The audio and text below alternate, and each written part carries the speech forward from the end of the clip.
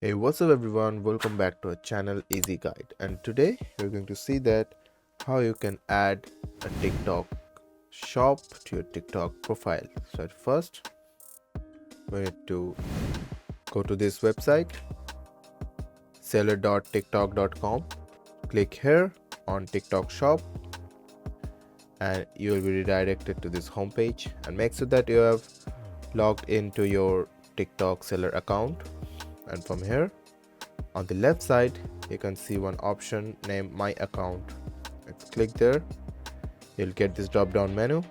From here you have to click on Link TikTok Accounts,